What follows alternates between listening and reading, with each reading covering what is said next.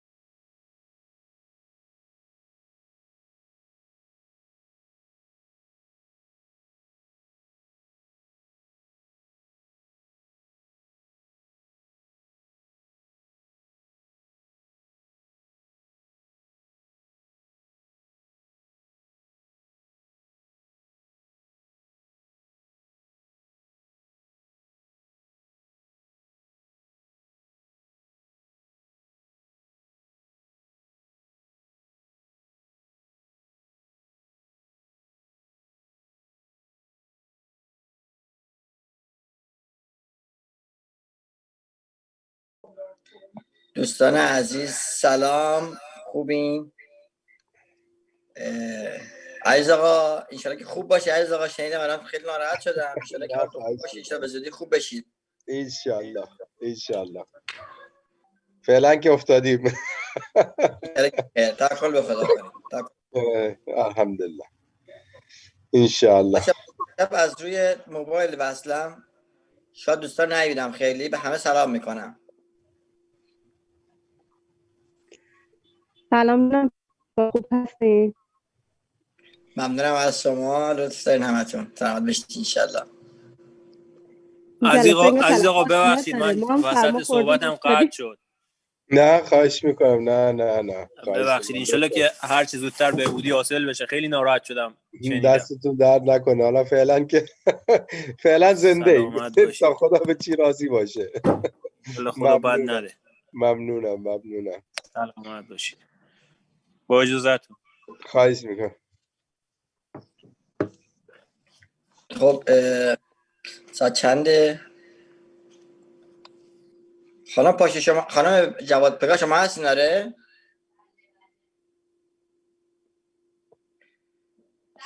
هستی شما؟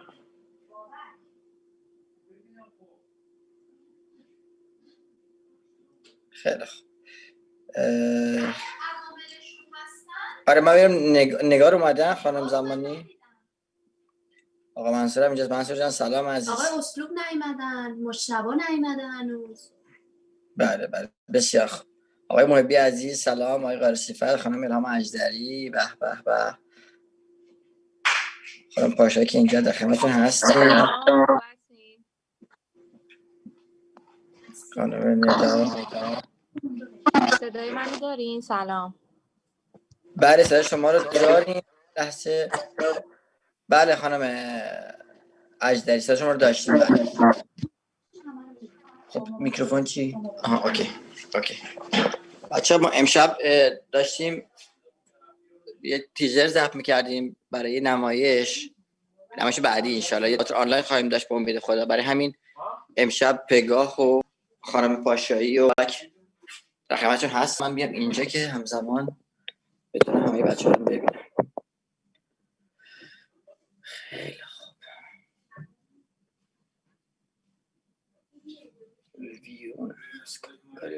بسیار خوب بسیار خوب.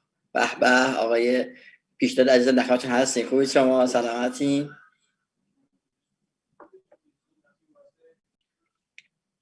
بابا نمیدونم ولی من با اینترنت بر نرفتم. پس لطفاً بگو ببینم این از کجا سر در آورده؟ حتی برچسبم نداره. هدیه از طرف کی؟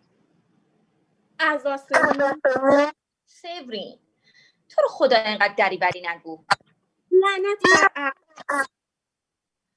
خب فردریک حالا چی کار کنیم؟ امداد خبر کنیم؟ امداد ساعت 9 صبح میکشم با خاطر یه کوچه مزاحم امداد. حاضر تو جاده ها. پس هیچ کار نکنیم؟ فردریک دارم با تو حرف میزنم. دست رو دست بذاریم؟ هیچ کار نکنم. خب این مشکل از کجا؟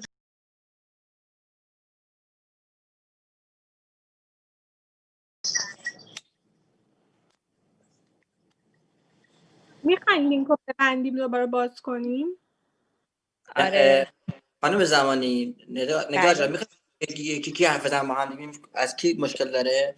من فکر میکنم علی جان باشه. فکر میکنم برای سحرم هست حتی برای من. آره برای منم. همه وقتی حرف میزنن صدا خرابه. بهتره کل بریم بیرون. صدا خرابه. مشکل از جای دیگه است، مال اینترنت نیست. ببخشید شما آقای تیسفا، شما جان. پگاه جان الان دارید از یه اینترنت استفاده میکنید؟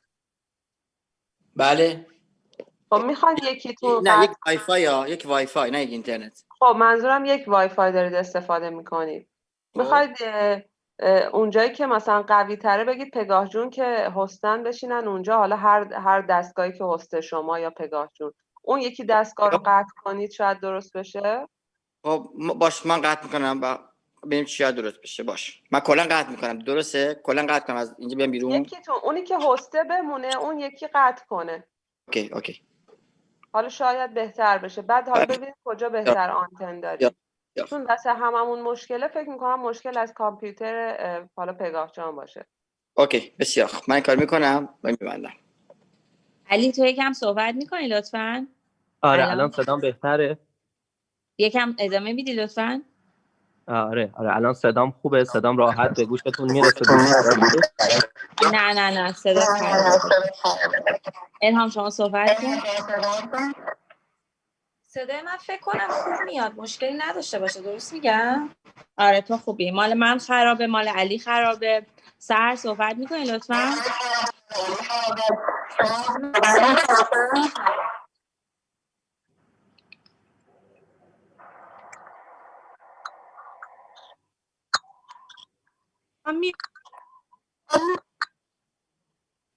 سحر خرابه.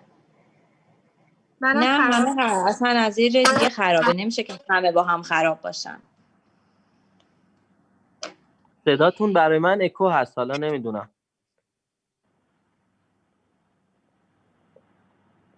میخواین علی، سحر و نگار یه بار خارج بشید دوباره وارد بشین؟ آره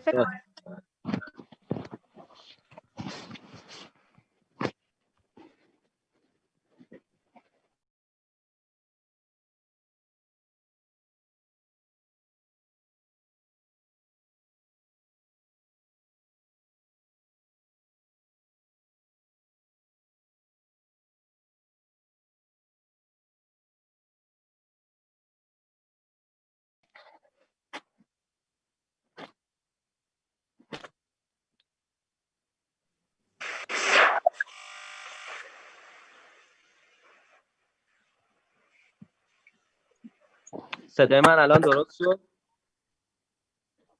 نه متاسفانه علی. چجوری صدا یعنی؟ اصلا صدا نمیاد. خش داره. الان بهتره. چند تا جمله بخون. باش. دوربینت هم به چیز کن، اونوری کن. کج. گفتم شاید اکو کمتر شه اینجوری.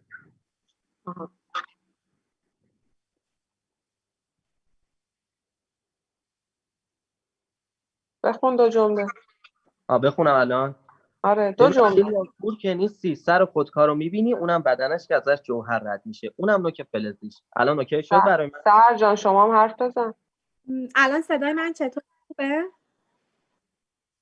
2 تا جمله این کمه، بیشتر حرف بزن. بی صدا به شی عجیبی که از وسط سالن سر درآورده نگاه میکند و سپس فریاد میزند. من فکر خوبه کنم سحر بهتر جان. شد. حالا نگار جون ببینه چطوره دیگه تصمیم من باشه. الان خوبم. من فکر کنم صدا خوبه. صدای منم اوکیه دیگه آره الان. فکر کنم بهتر شد. باشه ممنونم. از همه خیلی عذرخواهی میکنم برای مشکلی که پیش اومد. بچه‌ها اگه زحمت بکشید از اول شروع کنید متشکرم میشم. باش. نگار جان شرح صحنه رو بخونم. آره عزیزم مرسی. اپیزود اول، یک شنبه. علی زمانی در نقش پدر، الهام اژدری مادر، سحر تشکر دختر. در اتاقی نیمه تاریک یک خودکار عظیم سقف را سوراخ کرده و روی زمین ریشه دوانده است. صدای مهیبی به گوش میرسد. همه جا میلرزد. آوار میریزد و سپس همه جا را سکوت فرا میگیرد. دری آهسته باز می شود. چهره دختری پدیدار می گردد. هنوز خواب آلوده است. چراغ را روشن می کند. بی صدا به شی عجیبی که از وسط سالن سر درآورده نگاه می کند و سپس فریاد می زند. بابا! تو همومم. تو سالن یه خودکار پیدا شده. چی؟ تو سالن یه خودکار در اومده. صاف وایستاده. یونم. ناخونگیرم و تو برداشتی؟ 3 متره. خودم رو وان گذاشته بودمش. سقف و سوراخ کرده. بابا یه خودکار گنده است. عزیزم چی میگی؟ لعنت بر شیطون، این دیگه چیه؟ یه خودکار عظیم. بهتره بگم هیولا. باید یه 500-600 کیلویی هم وزنش باشه. پلاستیکیه؟ آره پلاستیکیه. لیلیان تو آشپزخونه‌ام. یه خودکار نیمتونی افتاده صاف تو سالن. نفهمیدم. این دیگه چیه؟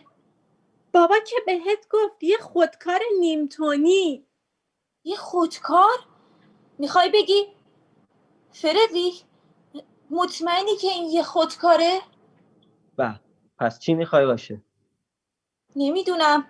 ساعت 9 صبح روز یک شنبه حتما که نباید. اینم لیلیان کور که نیستی، سر خودکار رو میبینی، اونم بدنش که ازش جوهر رد میشه، اونم نوک فلزیش. کار توه؟ چی؟ کار منه؟ تو یه خودکار نیمتونی سفارش دادی؟ آخه چرا باید این خودکار نیمتونی سفارش بدم؟ هفته پیش مگه یه درخت کریسمس یه درخت نخ سفارش نداده بودی؟ مامان اون واسه باغچه بود. آره ولی چی باشه وزنش نیم تن بود. مطمئنی دست گل تو نیست؟ آخه به کی میتونم همچین چیزی رو سفارش بدم؟ من چه میدونم کجا این چیزا رو درست میکنه؟ تو خودت میدونی؟ نه.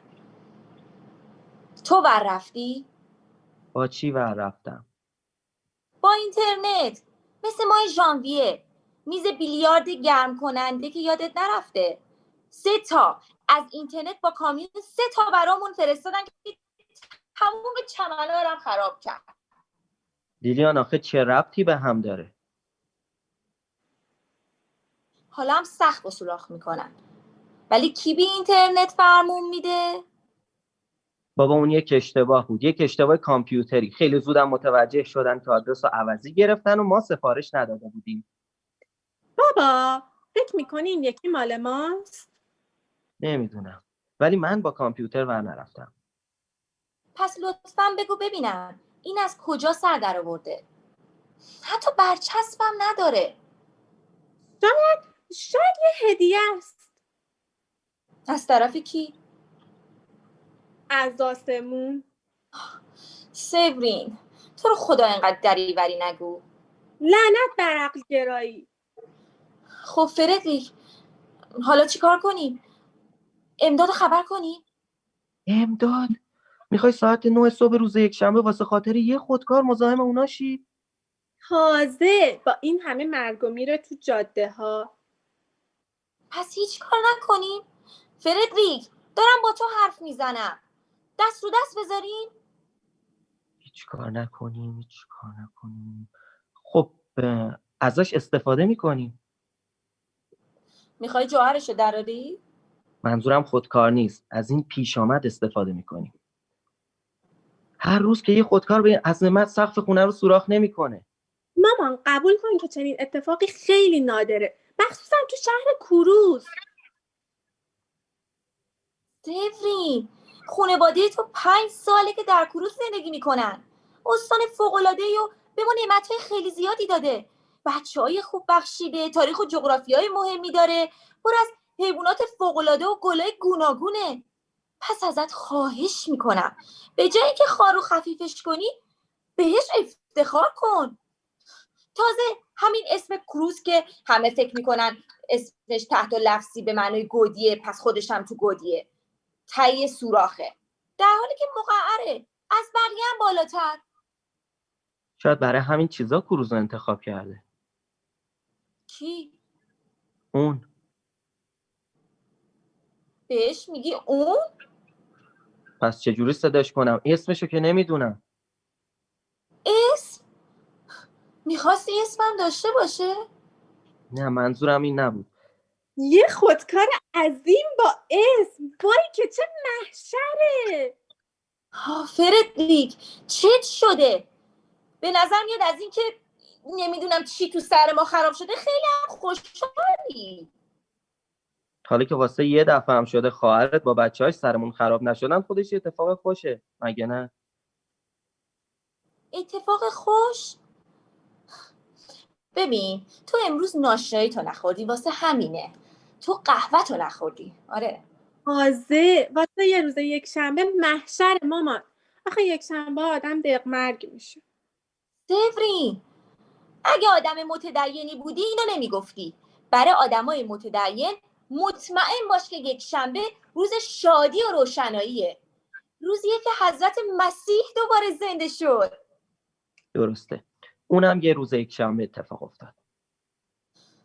فردریک تو که حتما نمیخوای بیرون اومدن حضرت مسیح از تابوت و با سر در آوردن این چیز پلاستیکی تو خونه ما مقایسه کنی. ولی هر دوش دو رازه لیلیان، دو راز روز یکشنبه. مامان حق با باباست. نه خیر، حق با بابات نیست. برای اینکه پدرت فراموش کرده که زنده شدن حضرت مسیح راز نیست، بلکه یه معجزه است. متاسفم ولی هیچ دخلی به هم ندارن. حضرت مسیح بعد از مرگش دوباره ظهور کرد و با حواریون گفتگو کرد. بعد دوباره به آسمون رفت. هیچ چیز مرموزی در کار نیست. همه مردم هم دیدنش. خب خودکارم داریم میبینیم دیگه مامان. سیفرین خواهش میکنم. قبول کن که خیلی خوبم میبینیمش. دمش گرم. کسی چه میدونه، اصلا شاید یه معجزه مدرنه. نه سیفرین بهت اجازه نمیدم اینطوری صحبت کنی. مامان فکرشو بکن، یه معجزه تو خونه ما محشره. گفتم بسه دیگه. بابا ما تو قرن 21 هستیم، باید قبول کنی که معجزه هم پیشرفت میکنن. لازم نیست یادم بندازی معجزه چیه. فراموش نکن که 37 نسلی که خانواده من همه نسلن در نسل مسیحی‌ان. نه که فکر کنی از این زاهد نماها یا دربون در کلیسا باشن ها. نه، مسیح واقعی، مسیحای کوروز، همونایی که عربا رو تو پواتی متوقف کردن. تازه برای همینم درخت نخل تو باغچه قطع کردم، چون برام یادآور خاطرات تلخ بود. حالا چرا فکر میکنی این یه معجزه مسیحیه؟ چی میخوای بگی؟ مامان مذهبای فوق‌العاده دیگه هم تو دنیا هست. فردریک منظورت چیه؟ الله؟ فکر میکنی الله اینو؟ همه چی ممکنه. لیلیان کجا میری؟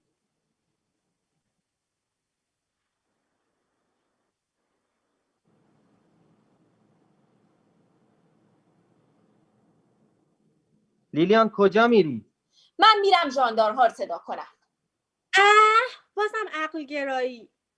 ژاندارما چیکار میتونن بکنن ها؟ میان اندازه خودکار رو میگیرن، ازش عکس برمیدارن، اثر انگشت میگیرن، کلی ما رو سینجین میکنن، درست همون کاری که برای مرغای همسایه کردن. آخرش هم که چی؟ هیچی به هیچی.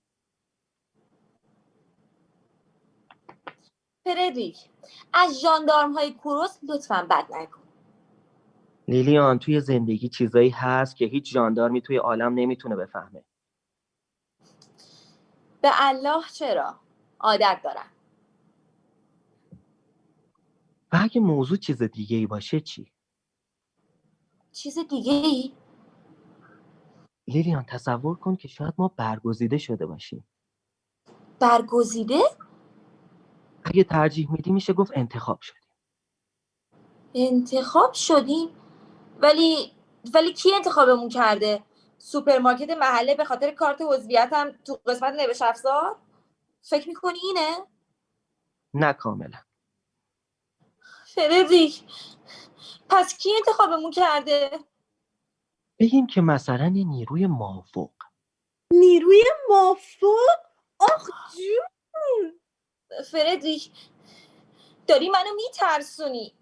من یکی که دارم کیف میکنم. شاید هم حقمونه.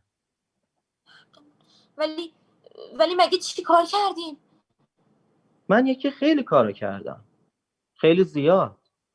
روزی خانواده‌مو تأمین کردم، دخترامو بزرگ کردم، هر تابستون با شما به کنکارنو رفتم، سالهای سال پول زن خدمتکار رو دادم، ماشینمو به برادر قرض دادم که بندازتش تو چاله، هر سه شنبه شب باهات شام اومدم خونه مادر تو، از وقتی نصف تنش فلج شده جمعه شبا هم اضاف شده.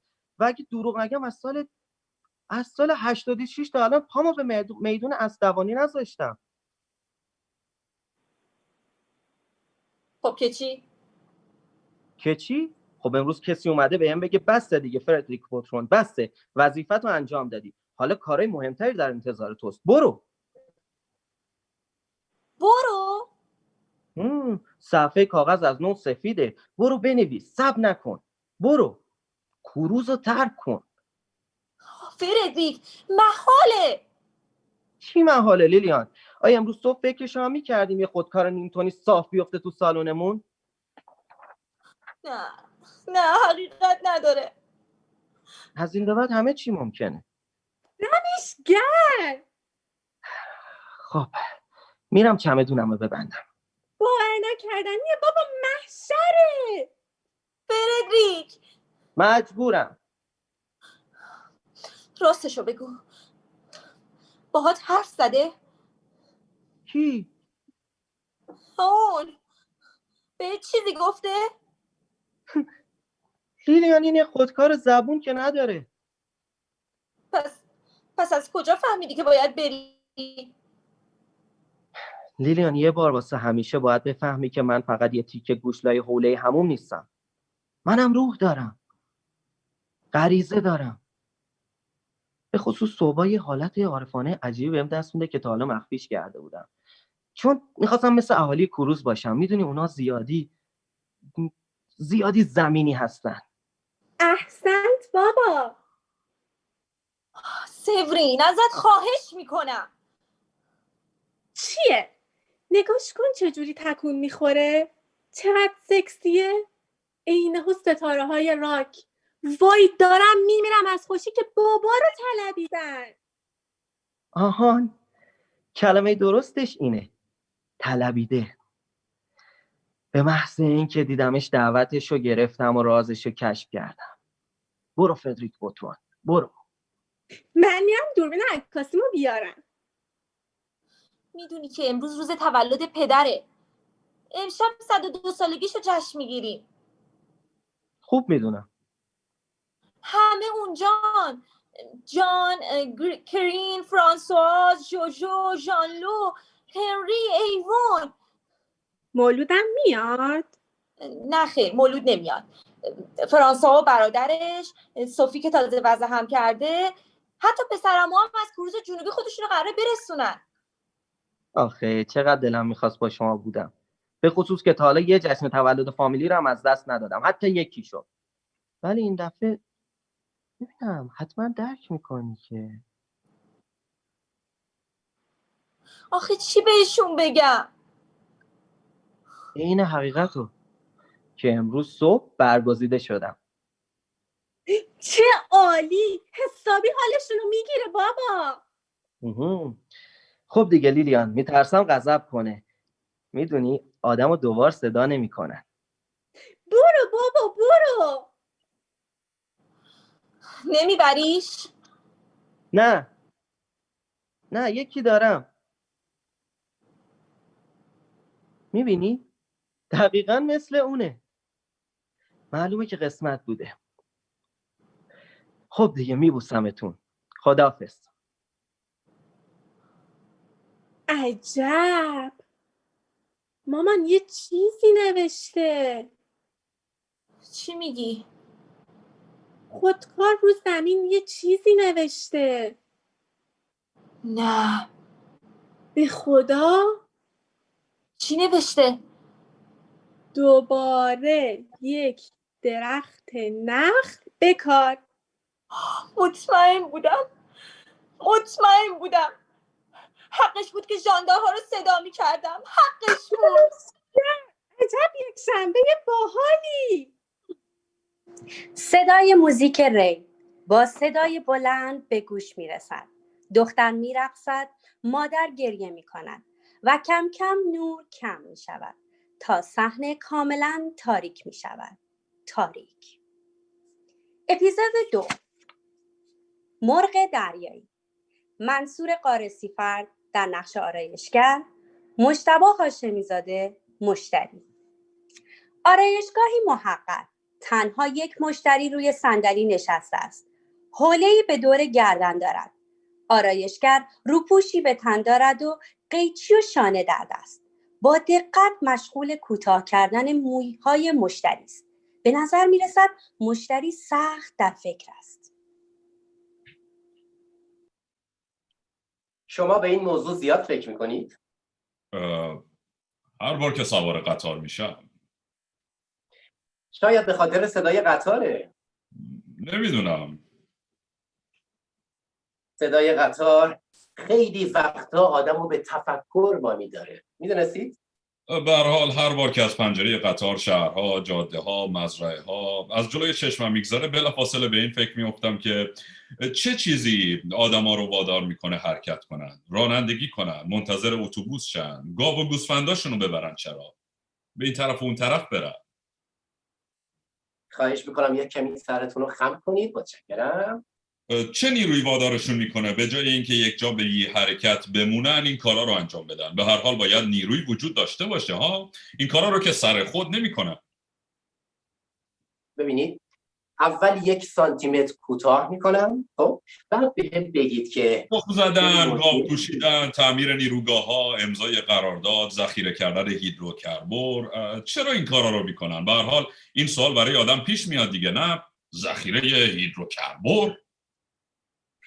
اگه بخواید بعدا میشه یک مقدار کوتاه‌تر بشه. ادویه زدن به غذا، اتصال دادن، واکس زدن، دوچرخه زدن. نه خودمونیم. دوچرخه زدن؟ نه واقعا فکر میکنید دوچرخه زدن عادیه؟ هیچ وقت بهش فکر نکردم. سر پا واسدن چی؟ سر پا واسدن؟ بله، فکر میکنید عادیه که سر پا وایسین و 2 تا پاتون رو کف زمین قرار بدی؟ اوه بله. یعنی فکر میکنم نه دیگه اصلا عادی نیست. عجب.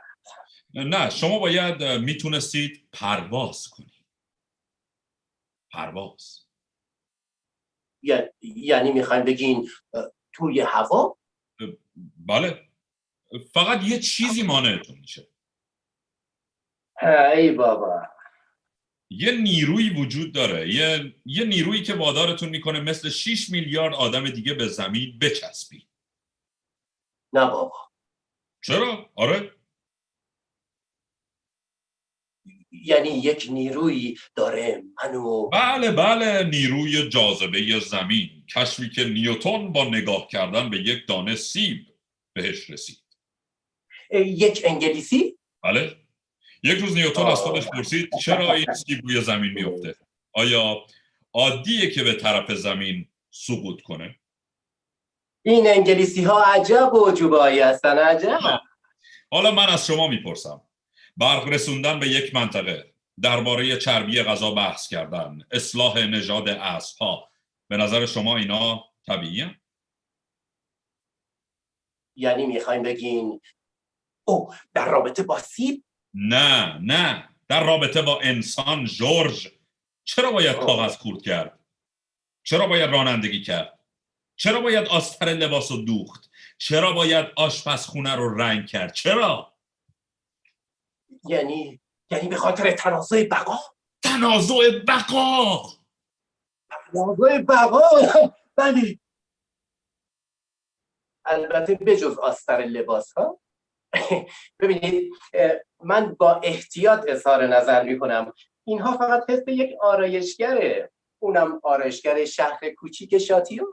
خب میتونم بپرسم چی ما رو مجبور میکنه که از این به قول شما غریزه تنازع بقا پیروی کنیم؟ آقای شارلزبرگ، شاید بهتره کمتر شما سوار قطار بشین ها؟ البته باید اعتراف کنم که همش تقصیر منه. نباید در مورد تعطیلاتتون و بازگشتتون سوالی میکردم. جورج، چشمتون رو باز کنید. 20 دقیقه میشه که با این روپوش سفید دور من بالا و پایین میپرید. دائم قیچیتون رو باز و بسته میکنید. تنها دغدغه فکریتون هم بلندی موی سر منه. به نظر شما این طبیعیه؟ شما فکر میکنید که من آدم غیر عادی هستم؟ نه واقعا آقای شارلزبرگ اینطوریه؟ اعتراف کنید که نیروی شما رو وادار میکنه که تمام روزهای غیر تعطیل هفته موهای هم نوعانتون رو با این شنکش کوچیک مصنوعی شونه کنید. به من نگین که این عمل ناهنجار جزو ذات و خمیره وجودی شماست. قبول کنید که برای این به دنیا نیومدید که از صبح تا شب ماشین اصلاح روی گردن هم نوعانتون بکشید. راستش زنم هم شبایی که دیر میرم خونه همینو بهم میگه. زنتون بهتون میگه که کروموزوم هاتون اصلاً برای آرایش مو رنگ کردن یا اصلاح ساخته نشده؟ نه اینو نمیگه. یادتون میاد که در دوران جنینی تمایلی به شامپو داشته باشی؟ شامپو؟ آقای شارلزبرگ، نه خیر. یعنی فکر نمی کنم. فکر نمی کنید یا مطمئنید؟ آقای شارلزبرگ، خیلی دلم میخواست که جواب این حرفتون رو بدم، خیلی. ببینید، من معمولاً با مشتری ها خوب رابطه برقرار میکنم. یعنی منظورم اینه که گپ میزنم. متاسفانه جورج، حتی اگه شما اینطور فکر میکنید، من فکر میکنم که با این سوالات وقتتون رو تلف نمیکنم. چی شما رو وادار میکنه آرایشگری کنید؟ درسته که پدرم خیلی موافق نبود، ولی در ضمن اون هرگز مانعم نشد. نه هرگز. اعتقادات خودشو داشت، ولی آدم بسیار ملایمی بود، بسیار ملایم. اهل دعوا و مرافعه نبود به هیچ وجه. ملتفتین که چی میگم؟ ترجیح میداد که با همه موافق باشه. میگفت برای سلامتی انسان بهتره. میگفت که موافق بودن با آدم ها طول عمر میاره. شاید باورتون نشه، ولی اون خودش به من کمک کرد که اولین آرایشگاه همو بخرم. ولی راستش نمیتونم بهتون بگم که ته قلبش دلش نمیخواست که پسر شغل دیگه ای داشته باشه. با تمام این احوال آرایشگر شدید. پس اذعان میکنید که در وجودتون نیرویی هست که به شما مسلط شده و وادارتون کرده این حرفه رو انتخاب کنید. حرفه‌ای که نه تنها پدرتون تایید نمی‌کرد، بلکه نه حرف دلتون رو بزنید. برای خود شما هم قابل درک نیست، به خصوص با در نظر گرفتن قیافتون. قیافم؟ بله. آره درسته. ببین قیافه من بیشتر به خواننده ها میخوره. موضوعی نیست جورج، درباره قیافه انسانیتون صحبت میکنم. قیافه پستاندار تحول یافته، میمون دوپا. باور کنید آدم وقتی شما رو با قد 1.80 متر میبونه فکر میکنه نه. شما خیلی لطف دارین. 1.78 اونم به زور. با اعضای فوقانی تنومندتون، قفسه سینه فراختون، این آرواره های محکم که قادرن هر طعامی رو خورد کنن. وقتی ششهاتون رو در نظر میگیرم، گوشهاتون، پاهاتون رو میبینم، آدم واقعا نمیتونه تصور کنه که برای این خلق شدید که به موهای مردم تافت بزنید، همونطور که سیب هم برای افتادن رو زمین آفریده نشده. یعنی شما فکر میکنید که راه هم غلط بوده؟ بله، 100%. چیزی شما رو وادار به این کار کرده، مثل این نیروی جاذبه لعنتی که شما رو به کف زمین چسبونده. با این حال وقتی آدم به بازوهای شما نگاه میکنه خوب متوجه میشه که فقط، دقت کنید، فقط با 2 بال زدن میتونستید بالای ابرا پرواز کنید. حالا که خودتون موضوع رو مطرح کردید باید بگم که درسته. من خیلی وقتا دلم خواسته که پرواز کنم 3 یا 4 دفعه. باور میکنید؟ پرواز کنم، میدونید، آروم آروم، همین دور و برا، آروم و آروم، بالای دریاچه ماسی، از روی بلوار ژان مولن با اون درختای چنار بلنده، و بعد از جاده شهرداری برگردم دوباره به خونه.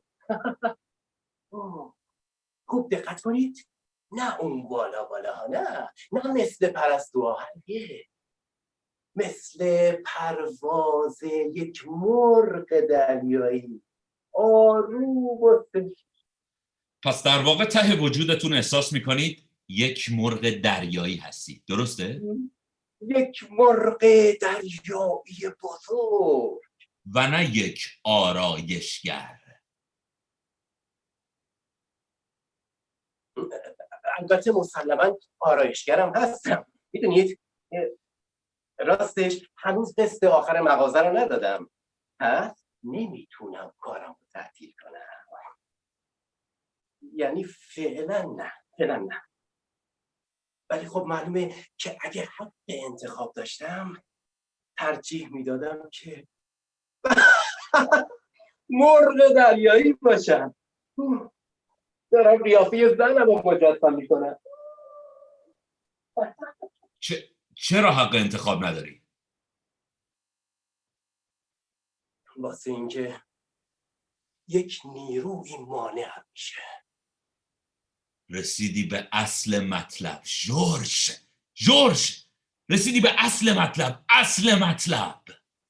البته به لطف شما آقای شارف. حالا میفهمی جورج که همه ما در بندیم، هممون. چی میشد اگه مشتری هایی مثل شما بیشتر داشتم؟ جورج، آقای شارسبرگ، حاضرین به من بپیوندی تا علیه این نیرویی که ما رو در بند کشیده و در چنگالش اسیر کرده بجنگیم؟ وادارش کنیم که خودشو نشون بده، قدرتشو محاسبه کنیم و بعد از بین ببریمش. ما 2 نفر اولین کسانی هستیم که به وجودش پی بردیم. ما پیشکسوتیم جورج، پیشکسوت آزادی، همون چیزی که ازمون گرفتن. آره، کی میتونست فکرشو بکنه؟ اسم هر دومون رو روی این اکتشافات میذاریم. اوه نه، آقای شارفر، این شما بودین که اسم هر دوتامون اگه شما اقرار نکرده بودید که میخواین مرغ دریایی بشین، فکر میکنم منم به شک میافتادم. وقتی که فکرشو میکنم که اگر مادام لالو وقت سلمونیشو به هم نزده بود و من نمیتونستم که شما رو بپذیرم، میبینید دنیا به چی بنده؟ تصادف و ضرورت جورج. اینطوریه که بشریت پیشرفت میکنه. ما هم تابع همین قوانینی. ولی آخه این همه اتفاق توی شهر شاتیون، اون هم توی سالن محقر سلمونی من. سالن اکتشافات جورج. پس قبول میکنی؟ اگه به بشریت کمک کنه مسلما نمیتونم رد کنم. متشکرم جورج. نمیدونم شما چی فکر میکنید، ولی من معتقد به کار مستمر و منظم هستم با ساعتهای دقیق. یک ملاقات در روز براتون مناسبه؟ اینجا؟ یا در قطار؟ اندیشه بسیار ظریف و فراره. بهتره از محل شکلگیریش دور نشیم. پس ترجیح میدم که اینجا باشه. ولی آخر هر روز؟ اگه هدفمون اینه که تا آخر سال به جایی برسیم، قبول کنید که کادوی کریسمس باشکوهی برای بشریته. به نظرم میرسه که روزی 3 ساعت و بگیم 6 روز در هفته حداقلشه. این همه؟ جورج، حتما پیش خودت تصور نکردی که میشه رفتار 30 میلیون سال بشر رو مثل خم رنگرزی یه روزه عوض کرد؟ مسلما نه. ولی فکر میکنی میشه این کار رو وقت نهار انجام داد؟ میخوایم بگین بین ظهر و ساعت 3. آره؟ مثلا. چرا که نه؟ توفیق اجباریه. روزه هم میگیریم. این برای شادابی ذهنم عالیه. اینطوری واقعا عالیه. عالی. میدونید چطوری بگم؟ دیگه خیلی از مشتری ها ما هم از دست نمیدم. جورج، واقعا فکر میکنید وقتی به مشتریاتون بگین که تصمیم گرفتین اونا رو از تخت بند تنشون آزاد کنید از دستشون میدین؟ برعکس اونا رو به دست میاری جورج. وقتی که تا چند وقت دیگه با اونا بالای سر شهر متروک پرواز میکنین، باور کنید که دعاتون میکنن که 3 ساعت در روز شونه و قیچی رو از اونا دریغ کردین. کاملا حق با شماست. میدونید آقای شارلزبرگ، تا حالا هیچ کس هرگز اینقدر چشمامو باز نکرد. عالیه. فردا شروع میکنیم. پس تا ظهر فردا. بذارید همین الان یادداشت کنم. چقدر میشه؟ چی؟ اختیار دارید آقای شارلزبرگ. فقط شما اجازه بدید که من این حوله رو از روی دوشتون بردارم. بذارید پشت فردتون رو ببینید. این براتون خوبه؟ درسته؟ عالیه. عالی. یکم مرتب شده بدون این که زیاد کوتاه بشه، چون اگه راستشو بخواید شما رو با موهای یکم بلند، بگی نگی مجعد بیشتر دوست دارم. جورج، اسم این آرایش مو رو میذاریم آرایش نسل‌های آینده. خب جورج، تا فردا. خداحافظ. تا فردا. آقای شارلزبرگ، میشه ازتون یه سوالی بپرسم؟ بفرمایید.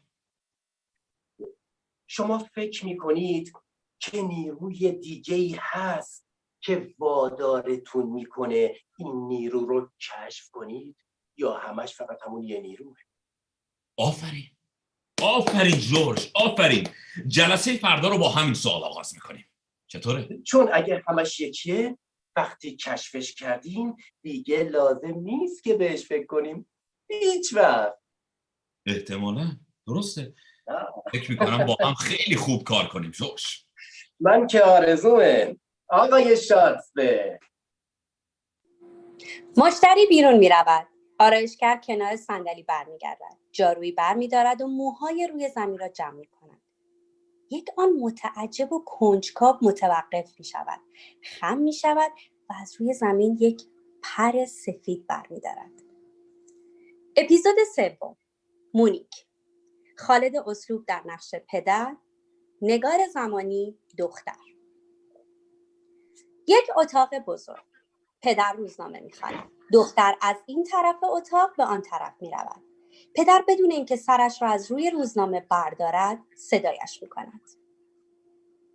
مونیک. مونیک.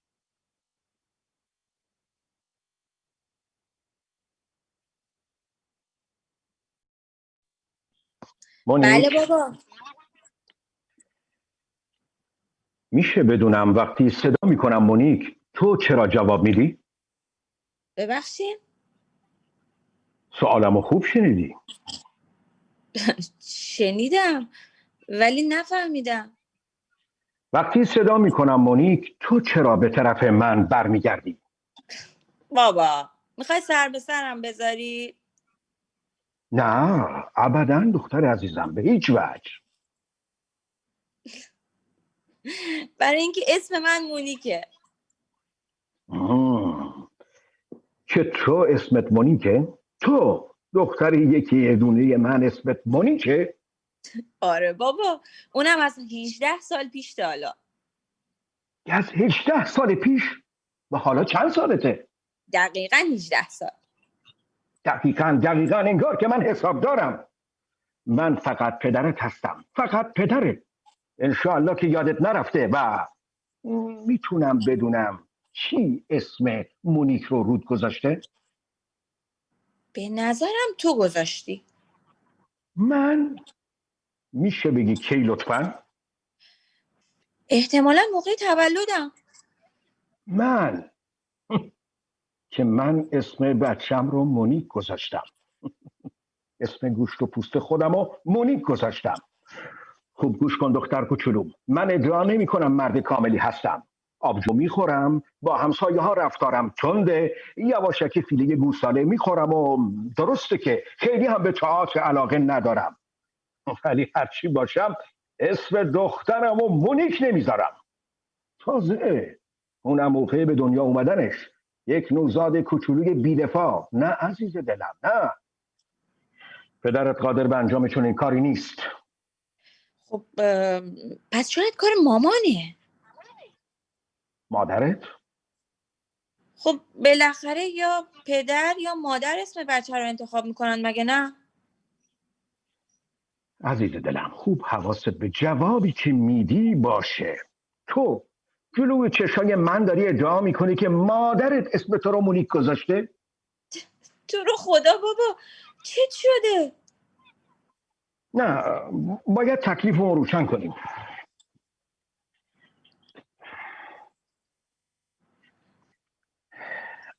الو عزیزم، منم مزاحمت شدم. کار زیادی ندارم، موضوع دختر بزرگمونه. داره بهم میگه که اسمش مونیکه. آره درست شنیدی، مونیک. منم همینطور. خیلی تعجب کرده. ادعا میکنه که تو موقع تولد اسمش رو روش گذاشتی. آره تو در جریان هستی؟ معلومه که باور میکنم. آره ولی تو که میشناسیش، میدونی چقدر یک دنده است. خواهش میکنم برو به کارت برس. برو. سرش خیلی شلوغه، کلی مشتری تو مغازش بود. چی میگفت؟ گفت که شوخیم گرفته. خب منم همینو میگم دیگه. پس حرف تو پس نمیگیری.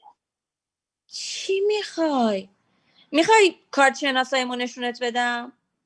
کارت شناسایی؟ حالا همه چیزو فهمیدم. واقعا که من آره معلومه. این اسم شوهرته. تو اسمت مونیکه، خانم مونیک. ای پدر سوخته، خوب منو دست انداختی. بابا من شوهر ندارم. شوهر نداری؟ دوست پسر دارم.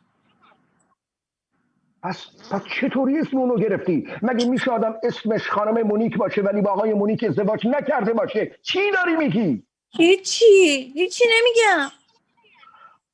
آها، ملتفت شدم. این قانون جدیده، همون قانونی که برای همجنسگراها وضع شده. ازدواج بدون ازدواج. اینه. حالا دوزاری افتاد. شوهرت هم همجنسگراه و تو خجالت میکشی بهم بگی. همه داستان از این جا میخوره. دختر کوچولوی مامانیم، هنوز تو خوب پدرتو نمیشناسی. خوشبختی تو خوشبختی منه. اصلا مهم نیست با کی زندگی میکنی. با این حال عجب شانسی که اسمتو مونیک نذاشتیم و الا امروز اسمت میشد مونیک. بابا فکر میکنم یکم باید استراحت کنی. استراحت کنم؟ چطور میتونم استراحت کنم وقتی دخترم حاضر نیست اسمشو بهم بگه؟ و باور کن که این عمل تو از ازدواج با یک همجنسگرا بدتر و وخیم‌تره. راستی در این باره بهت توصیه میکنم موضوع رو خیلی آروم به مادرت بگی. میشناسیش که خیلی سختگیره. اگه کسی 1 میلیمتر از عرف و قاعده دور شه دیوونه میشه. شب عروسی من اون که یادته. بابا جون من که هنوز به دنیا نیومده بودم. دنیا نیومده بودی؟ وقتی با مادرت عروسی کردم هنوز دنیا نیومده بودی؟ نه بابا. میدونی که ما به خاطر تو با هم ازدواج کردیم. مادرت حتما یه بچه میخواست، البته در چارچوب اصول اخلاقی، پس تنها راهش ازدواج بود. باورم نمیشه که ما فقط محض خاطر تو ازدواج کردیم و تو در مراسم شرکت نکردی. نه. حتی برای مهمونی بعدش هم نیومدی؟ حتی به سلامتی ما لبی هم تر نکردی؟ نمیدونم، اقلا میتونستی یه گیلاس شامپاینی به سلامتی ما بخوری و برای ما آرزوی خوشبختی کنی. لعنت بر شیطون. هرچی باشه ما پدر و مادرت هستیم. ولی بابا اون وقت نطفه منم هنوز شکل نگرفته بود.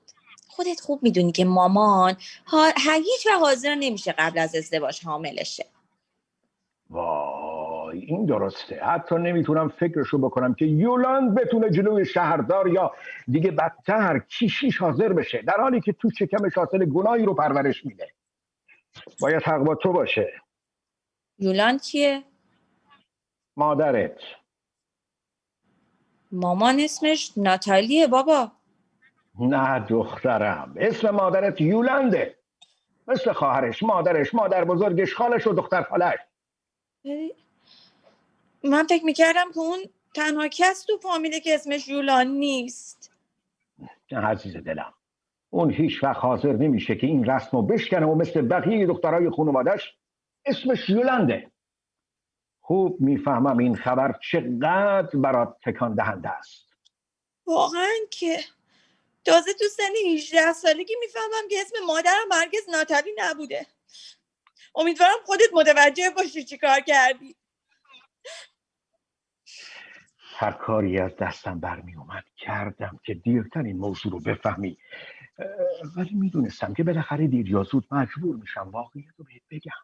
ولی آخه چرا بهم دروغ گفتی؟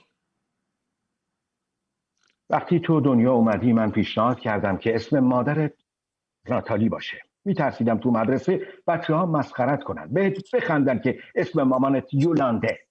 درست مثل مادر دختر خاله و خواهرش و 27م یولند خانواده است. میترسیدم ازت بپرسن که چرا فک و فامیلت ارزه ندارن اسم دیگه ای واسه دختراشون پیدا کنن. خب تو هم نمیتونستی جواب قانع کننده ای پیدا کنی، حتما در سلامت فکری خانوادت شک میکردی و پیش خودت فکر میکردی که خانوادت عقب افتاده و کودن هستن که همه فقط یه اسم مؤنث بلدن، یولند بعد از یولند. تو دختر کوچولوی عزیزم بودی و دلم میخواست نذارم اینجور فکرها که واسه دختر کوچولوها خوب نیست اذیتت کنه. یه دختر کوچولو باید بره تو دشت بدوه، شعر بخونه، اسپانیایی یاد بگیره، مراسم مذهبی کمونیون رو به جا بیاره، به فکر شاهزاده رویاهاش باشه که روزی از راه میرسه و باهاش ازدواج میکنه، حتی اگه هم همجنسگرا باشه. تازه وقتی میبینی شاهزاده های قصه ها چه سر و وضعی دارن تعجب نمی کنی که پسرها رو ترجیح بدن و دخترای جوان معطل بمونن. به جز تو عزیز دلم. تو موفق شدی یکی رو به دام بندازی. چرا؟ برای اینکه سرحال و شکوفایی. و چرا شکوفایی؟ برای اینکه هیچ وقت نفهمیدی که اسم مادرت یولانده. و برای اینکه نفهمم اسم منم یولانده مونیک صدام کردیم. ولی تو اسمت مونیک نیست، یولاندم نیست. پس اسم من چیه؟ سوال خوبیه. سوال اصلی. بالاخره که یه اسمی رو من گذاشتی. روز تولدم یه اسمی برام انتخاب کردی، نکردی؟ با سود که صدام نمیزدی. درباره من چی فکر میکنی؟ معلومه که یه اسمی رود گذاشتم. یادت رفته؟ این موضوع مال 18 سال پیشه. 18 سال پیش دختر جونم. تو خودت یادت 18 سال پیش چی کار میکردی؟ به دنیا می اومدم. جواب ساده و گنگیه. ازت میخوام یه خاطره دقیق، یک رایحه، یک تصویر به خاطر بیاری. مثلا یادت نیست که من روی گهوارت خم شده بودم؟ نه یادم نیست. و یادت هم نمیاد تو اون موقع با چه اسمی صدات میکردم؟ چه اسمی تو گوشت زمزمه میکردم؟ حتی یه اسم تقریبی. نه. فقط یه صدا، یه آوا، یه حرف صدادار، یه چیزی که بتونه بهمون کمک کنه. نه. خب حالا میبینی تو با یک مغز تازه و نرونهای تر و تازت نتونستی حتی اسمی رو که پدرت وقتی بهت شیر میداد صدات میکرد به خاطر بسپاری و حالا از هم ایجاد میگیری که چطور من مردی که سال و ماه فرسودش کرده یادش نمیاد که بابا ازت معذرت میخوام. مهم نیست. این حق نشناسی از مشخصات سن توه. همه تو این سن همینطورن. در 16 سالگی خیلی عادیه. 18 چی؟ 18 سال بابا. آها بله 18 سال. ببخشید الحق که دختر مادرتی وسواسی و دقیق. عزیز دلم چیزی شده سرتو پایین انداختی؟ حالت خوب نیست؟ چیزی گفتم که ناراحت شدی؟ همه چی رو به راه. مثل کف دستم میشناسمت. هرچی باشه تو دختر منی، تنها فرزندم. خیلی خوب. نمیدونم اسمت چیه ولی برای باقی چیزا همه چیزو دربارت میدونم از سر تا پا. و حالا هم دارم میبینم که موضوعی فکرتو مشغول کرده. میدونی بابا فکر میکنم درباره هانری حق با توه. هانری کیه؟ دوست پسرم. اسمش هانریه؟ مثلا میبینین اسم هانری رو خیلی دوست دارم. اگه پسر میشدی اسمتو هانری میذاشتم. هانری قبول کن که زمین تا آسمون با مونیک تفاوت داره. اتفاقا منم همینو از خودم میپرسم. چی رو؟ بعضی وقتا از خودم میپرسم اسم مونیک بیشتر بهش نمیاد؟ به هانری؟ آره. نه تو رو خدا. تو امروز چشمامو باز کردی. متوجه شدم که درستی که هانری خیلی وقتا مثل دخترها رفتار میکنه ولی انگار که یه جورایی. عزیز دلم من که بهت گفتم برای من مسئله نیست. ولی من هیچ حالیم نبود اصلا. انگار کور بودم. با این حال میدونی چی کار کرده؟ هانری؟ آره یه پرتاب کننده نیزه رو که برای بازی‌های المپیک تمرین میکنه تو خونش دعوت کرده. خب خیلی فکر خوبیه. فکر میکنم متوجه نیستی. ببین اونو برده تو آپارتمانش با همه وسایل؟ نه آخه میدونی که پرتاب کننده های نیزه کوری دستک و دنبک دارن. مردم فکر میکنن که فقط یک ساک و کفش ورزشی و چند تا نیزه دارن ولی این فکر کاملا اشتباهه. بابا تو به پرتاب نیزه علاقه داری؟ نه واقعا، یعنی ورزش مورد علاقه من نیست ولی خب یکم دنبال میکنم و باید اقرار کنم که نمیفهمم چرا کوچکترین مدالی در این رشته نمیگیری. این که نمیشه آدم از طرف بهترین فوتبال دنیا رو داشته باشه و از طرف دیگه در پرتاب اینقدر جنگ بزنه. یه جای کار میلنگه. قبول داری؟ واسم اصلا مهم نیست. اشتباه میکنی عزیز دلم، اشتباه میکنی. نمیشه که آدم چشماشو رو حقایق ببنده و طوری رفتار کنه که انگار مشکلی در کار نیست. حالا این درست که هیچ قدمی ور نمیدارم که اوضاع عوض شه، درسته که هیچ کاری نکردم که از این مخمسه خارج شیم، در حالی که اینطوری که داری میگی هانری اقلا یه حرکتی در این جهت کرده، نمیتونم از این بابت سرزنشش کنم. یعنی میخوای بگی تاییدش میکنی؟ خوب گوش کن. اون یک پرتاب کننده نیزه رو خونش دعوت میکنه، بهش سرپناه میده، بهش محبت میکنه. این خیلی مهمه که قبل از مسابقه آدم احساس کنه مردم بهش علاقه دارن و در دنیا تنها نیست. فکر میکنم این شاید کمک کنه تا از این وضع خارج بشیم و کار هانری کاملا درسته. کی خارج شه؟ چی میگی؟ فرانسه عزیز دلم، فرانسه و پرتاب نیزه فرانسه. پس تکلیف من این وسط چی میشه؟ خب تو هم فرانسوی هستی؟ آره یا نه؟ تو با اون خوشبخت نیستی؟ احساس بدبختی میکنی؟ آره. مسلما زندگی با یک ورزشکار، اونم ورزشکاری در این حد کار آسونی نیست. ولی هانری که ورزشکار نیست بابا، اون با یه ورزشکار میخوابه، اصلا ربطی به هم نداره. چطور ربطی به هم نداره؟ دیگه داری تون میری عزیز دلم. مردی که بتونه تنهایی دردناک این قهرمان‌ها رو درک کنه، به خصوص در طول این دوره‌های مثلا هواخوری که بیچارا رو میبرن بالای کوه تک و تنها توی یک اتاق فسقلی در یک خونه چوبی ولشون میکنن. این مردی عزیز دلم، چه بخوای چه نخوای یک ورزش دوست با مرامه. و اگه از اینجور آدما که حقیقتاً به ورزشکارهای جوون علاقه دارن بیشتر داشتیم، حتما پرتاب نیزه از این فلاکت خارج میشد و رو میومد. برای همینم به هانری آفرین میگم و از اینکه دامادی مثل اون دارم به خودم میبالم. ولی بابا میترسم که دیگه هیچ وقت بر نگرده. دیگه تو هم خیلی موضوع رو گنده نکن. آخه هر روز بیشتر ازم کناره میگیره. بهش گفتی اسمت مونیکه؟ یعنی فکر میکنی واسه اینه؟ بعید نیست که کارها رو خرابتر کرده. ولی خب هیچ وقت از این بابت سرزنشم نکرده، قسم میخورم. شاید به روی خودش نیاورده و تو خودش شیخته. چی رو؟ اسممو؟ نفرتی که از اسمت داره رو. میدونی آسون نیست که آدم صبح تا شب با کسی زندگی کنه که باید مونیک صداش کنه. اصلا آدم دلش میخواد طرفو به قتل برسونه، بس چی میشه؟ آدم تو خودش میریزه. تو خودش میریزه برای اینکه مرتکب قتل نشه، رفتارشو کنترل میکنه و دنبال چیز دیگه میره تا فراموشش کنه. مثل نیزه؟ مثلا. پس به خاطر اسم مونیکه. چی؟ که هم جنسگرا شده. کی میدونه؟ شاید یه روز با خودش گفت که هر چی باشه اسم همه زنها میتونه مونیک باشه. میفهمم.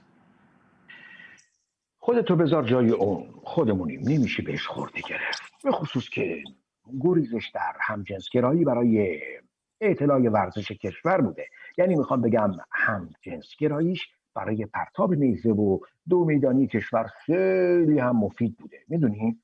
میتونست به جای این کار خفت کنه. نه باور کن، الخیر فی ما وقع. خیلی هم باید خوشحال باشی. حالا بهتر میفهمم. بیچاره هنری. آره بیچاره هنری. برای اونم زندگی خیلی طلایی نبوده. بابا. بله. فکر میکنم هیچ وقت اینقدر با هم حرف نزده بودیم. ممکنه. هیچ وقت مثل امروز خودمو به تو نزدیک احساس نکرده بودم. عجیبتر این که من هنوز اسم تو رو نمیدونم. متاسفم. نه یه خورده هم تقصیر خودمه. باید یادم میموند. باید هر دومون یادمون میموند. هرچی باشه چیزهای مهمتری از اسم تو. هرچی باشه چیزهای مهمتری از اسم تو زندگی وجود داره. آره بالاخره همین که هر دوی ما سالم و سر حالیم، این خودش مهمترین چیزه. میدونی چی دلم میخواد؟ دلم میخواد که امشب هممون بریم رستوران. تو، هنری پرتاب کننده نیزه، یولان و من. فکر خیلی محشریه بابا. همه با هم یک شام خانوادگی درست و حسابی. بیا میریم دنبال شوهرت و دوستش و بعدم میریم مامانتو از مغازه بر میداریم. اونم که عاشق سورپرایز و کلی خوشحال میشه. فقط زود باش، چهارشنبه ها مغازه رو زودتر میبنده. ولی امروز سه‌شنبه است بابا. چه بهتر. مطمئنی امروز سه‌شنبه است؟ 100%. چون روزی که تو دانشگاه ورزش دارم. تو مگه دانشگاه میری؟ کدوم دانشگاه؟ دانشگاه محلمون. محلمون؟ ما با هم تو یه محله زندگی میکنیم؟ بابا ما هممون توی یه ساختمون زندگی میکنیم. یه ساختمون؟ آره بابا. درسته که امروز خیلی با هم صحبت کردیم. سر درد دلمون باز شده بود. بابا کوچولو. امیدوارم یادم بیاد ماشین رو کجا پارک کردم. هلن نبود؟ نه. هلن قهرمان زن نبرد تروا. نه نبود. نه. ملکه کاترین دومیتسیس، آنتیگون، کوزت. اینا اسمای دوران جوانی من هستن. وقتی که سن تو بودم مدرسه میرفتم، بچه بودم. فرانسواز درلاک، مارکیز دو سووینیه، نویسنده. مارکیز دو سووینیه، درسته؟ نه بابا نه. حیف شد. حیف شد. دخترم دوست دارم. میدونی که دوست دارم. بیلا خیلی وقت پیش منصرف شده بودم.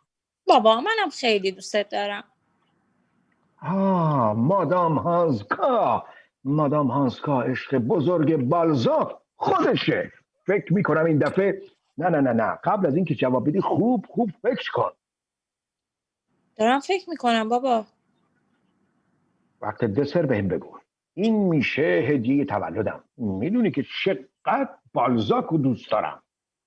ولی بابا تولد تو 26 ماه نیست؟ پدر با سرعت از در خارج می شود. دختر به او ملحق می شود.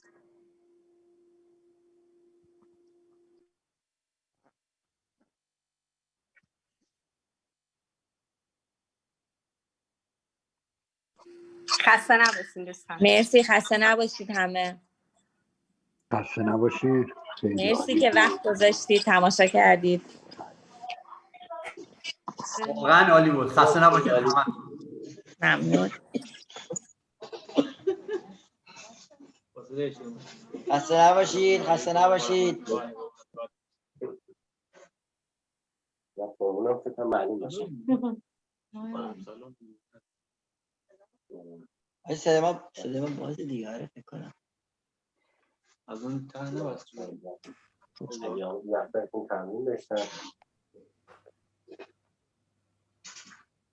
نهایت خسته نباشین. خسته نباشید.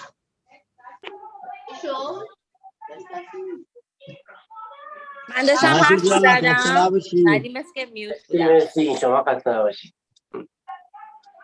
من تشکر میکنم از همگی. مرسی که تشریف داشتید، گوش دادید به ما. متشکرم.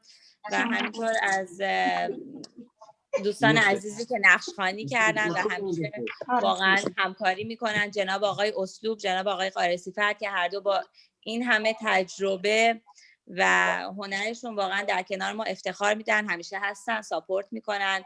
همینطور مجتبی جان، الهام جان، علی جون، سحر جون و واقعا الهام جون از همه تشکر میکنم. مرسی واقعا. سلامت باشین. اختیار داریم.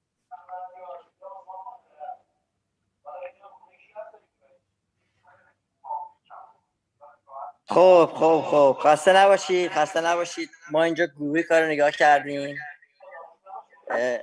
بچه من فکر کنم باید بیام قطع کنم برگردم.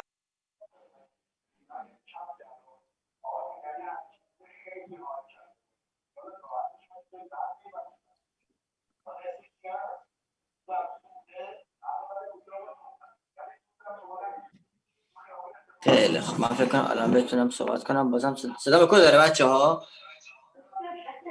خیلی خوبه. خیلی خوب.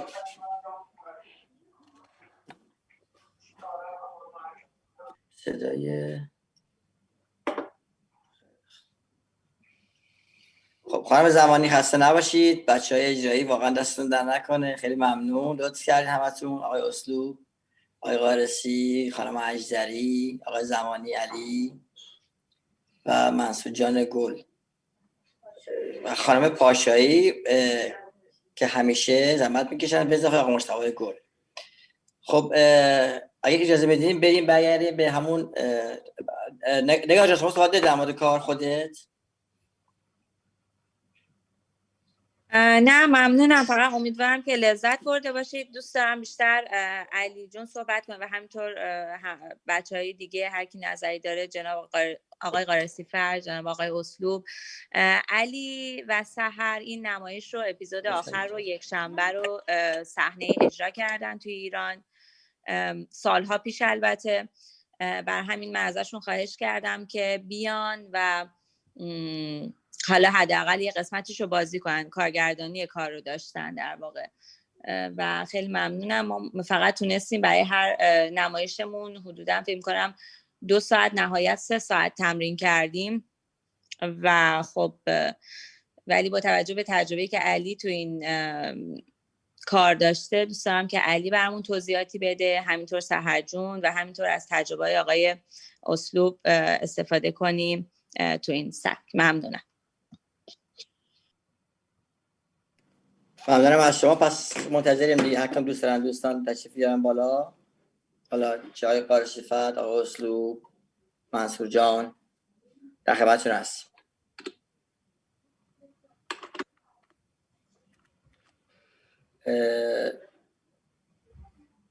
میخوام من منصور شروع میکنم. منصور جان میشه در مورد تجربه به من توضیح بدین چطور بود این همکاری؟ بله خواهش میکنم. البته ما بیشتر شنونده هستیم چون دیگه امروز به لطف دوستان ما اومدیم برای اجرا.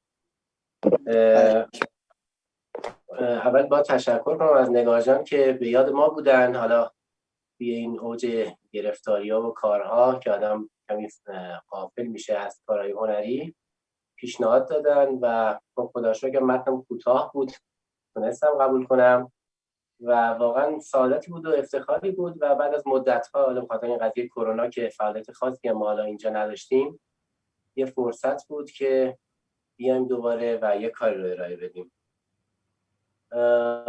لذت بردم از کار دوستان دیگه تو 2 تا اپیزود دیگه، چون من حالا فقط مربوط به اپیزود خودمون با مجتبی در ارتباط بودم. به اونا هم خسته نباشید میگم.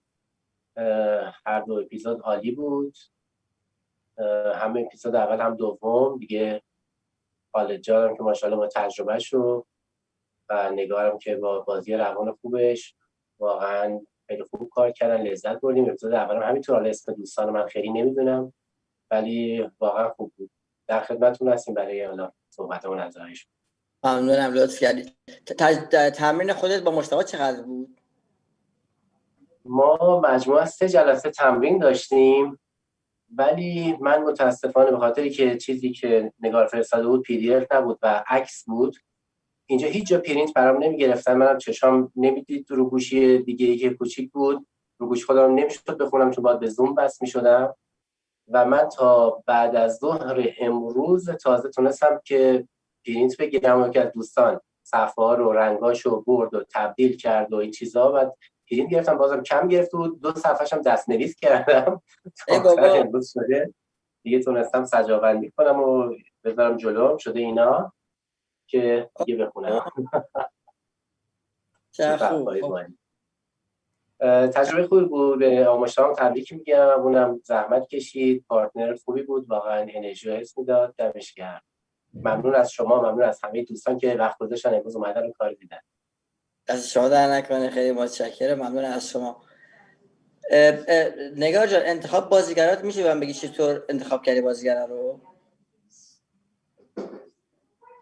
والا با توجه به کرکترها معمولا انتخاب میشه دیگه، میبینیم نمایشنامه خوانده میشه، ببینیم به کی میخوره و البته خب یکی دو تا دیگه از دوستانم هم بهشون پیشنهاد دادم برای 2 تا از نقش‌ها، متاسفانه فرصت نداشتن و خب یه دلیلم که در واقع علی و سحر این کار رو انجام داده بودن و اصلا قبلا به من پیشنهاد داده بودن که ما اینو صحنه‌ای کار کنیم و انشالله این اتفاق خواهد افتاد. فقط در واقع شاید الان یه اتود زدیم ببینیم چی به چیه. چه خوب. پس بریم پیش علی آقای زمانی گل.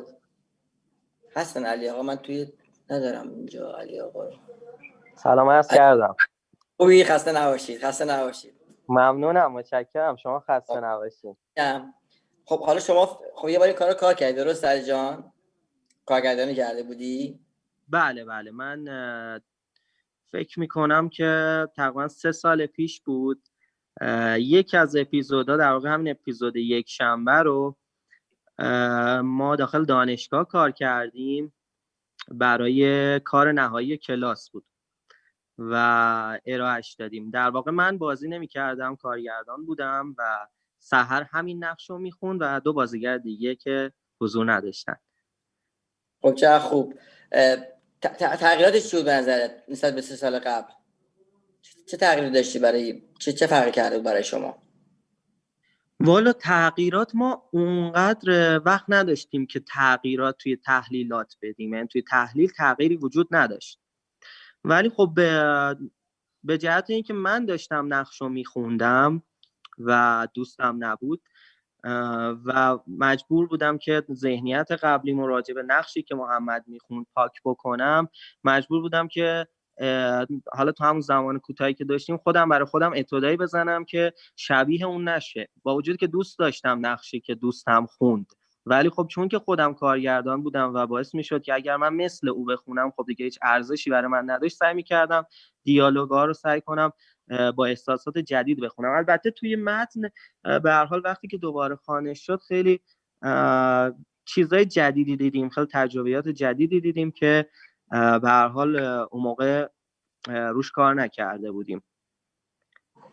دقیقاً منظورم همین نکته بود که این 3 سال تفاوت که اتفاق افتاد برای متن اجرای اول و اجرای بعدی، نگاهتون به متن عوض شده بود؟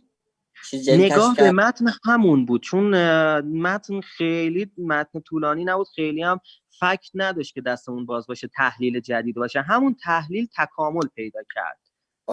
همون تحلیل تکامل. حالا دوست داریم هم که راجع به تحلیل صحبت کنیم، ولی خب بهتره که اول اساتید محترم همه صحبت کنن و به هر حال بقیه خوانشگران بعد اگه که وقت شد خوشحال میشیم که بشه در مورد نقشم در مورد متنم تحلیل کرد. عالیه. خب خانم تشکر سحر جان، خسته نباشید، واقعا دست شما در نکنه، خیلی ممنون، لطف کردید. بعد با این خوبی جذابیتی که هست توی نمایشنامه خوانی، ولی باعث میشه که ابتکار عمل به خرج بدیم دیگه. بالاخره از حالا شما به اون فرم موها که بسته بودین و لباسی که پوشیده بودین خب خیلی جذاب بود، یعنی سنتون رو واقعا پایین آورده بود و نزدیک شده بودین به نقشی که می‌خواستین بازی کنین. حالا همین سوال از شما میکنم، تفاوتش برای شما چی بود نسبت به 3 سال قبلی کار کردید؟ خب اول من سلام عرض میکنم خدمت همه و امیدوارم که از دیدن اجرا لذت برده باشید. ببینید اجرای صحنه‌ای با نمایشنامه خوانی خیلی تفاوت ایجاد میکنه، چون توی نمایشنامه خوانی دست شما به لحاظ اکت بسته هست، مخصوصا برای نقش سفرین که خیلی خیلی مرتبط به اکتی که اجرا داره، چون دیالوگایی که توی متن داره خیلی کمه، بیشتر 1-2 کلمه‌ای هست، شاید مثلا چند تا دیالوگ چند جمله‌ای داشته باشه و همش حول محور اون حالا خودکاری که افتاده زمین بازی داره. برای همین خیلی دستمون بسته میشه توی نمایشنامه خوانی، به خصوص این که وقتی نمایشنامه خوانی آنلاین هست به خاطر دیلی صدایی که میاد و حالا مشکلاتی که اول ایجاد شد باعث میشه که واقعا اون زمان که میخوای دیالوگ بگی نمیدونی چقدر فاصله میفته، شاید اونجوری که باید و شاید دیالوگا پینگ پونگی و خوب در نیاد. ولی به طور کلی از لحاظ تحلیل شخصیت، خب اگه بخواین راجع به شخصیت من صحبت کنم راجع به شخصیت. شخصیت دختر یه دختریه که تقریبا تازه وارد سن تینیجری میشه، حدودا مثلا 13-14 ساله هست. اگه بخوام تحلیلش کنم، دختریه که عقده الکترا داره. عقده الکترا عقده‌ایه که دختر از کودکی عشقی که به پدرش داره، مادرش رو رقیب خودش میدونه و تلاش میکنه که مادر و پدر رو از هم دور کنه، که در واقع رقیب عشقیش رو جدا کنه و پدر رو به سمت خودش بکشونه. خب این عقده الکترا کاملا توی متن مشهود بود. دختر خیلی تلاش داشت که پدر بره و خیلی از پدر طرفداری میکرد و خب بقیه چیزا مرتبط با اون خودکاره که حالا علی جان میاد خودش تحلیل میکنه که اون خودکار اصلا نماد چی بوده و این همه بحثا حول محوری چی بوده. اما به طور کلی توی نمایش ابزورد باید توجه داشته باشیم که دیالوگ ها، یعنی هر کس دیالوگ خودشو میگه، دیالوگ ها واقعا به صورت یه مکالمه دو طرفه شکل نمیگیره، یعنی هر کس دیالوگ خودش رو میگه و طرف مقابل بدون توجه به اینکه اون یکی چی گفته حرف خودش رو تکرار میکنه. این کلا ذات متن ابزورده. برای همین خیلی جاها شاید دیالوگایی که دختر میپرون در واقع با بی‌توجهی مواجه میشد یا صرفا فقط یه چیزی میگفت و بقیه خیلی چندان اهمیت نمیدادن. به لحاظ تحلیل و اگه سوالی باشه من در خدمتتون هستم. ممنونم. من دوست دارم که اگه دوستان سوال دارن بگن که من زیاد خواهم صحبت نکنم. اگه دوستان سوال دارن بفرمایید، وگرنه من برم سراغ سوالای بعدی. کسوت در دوستان عزیز. خب پس فکر کنم پگاه جان، این فکر کنم من چجوری آنمیوت کنم این دوست عزیزمون رو؟ یک آنمیوت داریم ما صحبت کنیم یا اینجا من نمیتونم آنمیوت کنم؟ خودشون میتونه خوشنام میشه اصلا آنمیوت نمیشه آنمیوت کنم. خیلی خیلی مشتاق عزیز ما هستی؟ عزیز مشتاق جان بله هستم در خدمت. خسته نباشید. آقا امشب یکم تیروتار بودی یا یعنی من هر شب تیره‌تر میشه. من دیگه فکر می‌کنم دیگه فقط صدامو داشته باشیم، عملا رادیویی گوش کنین دیگه سری بعد. آره. یه فکری به حال این لامپ کنم. متاسفانه ببخشید. شما رو خواهش می‌کنم. حیف بود، یعنی واقعا بعد از اون برم ماشاءالله نقش منصور اون بر اتاقی پرنور زرد داشتیم. آره.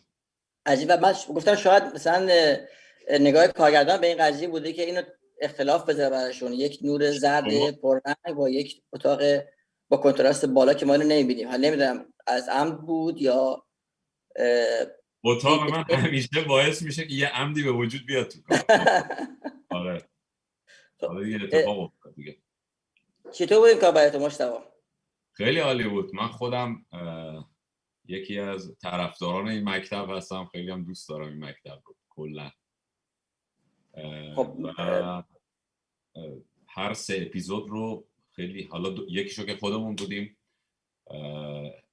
خیلی هم افتخار جان. بله ببخشید میفهم ببخشید.